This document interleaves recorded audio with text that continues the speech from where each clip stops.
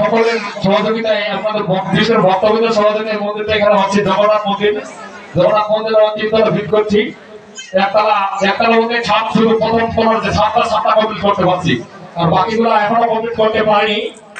আশা করি করবো, কিন্তু আপনাদের সহযোগিতা পালে আমরা খুব উপকৃত হব।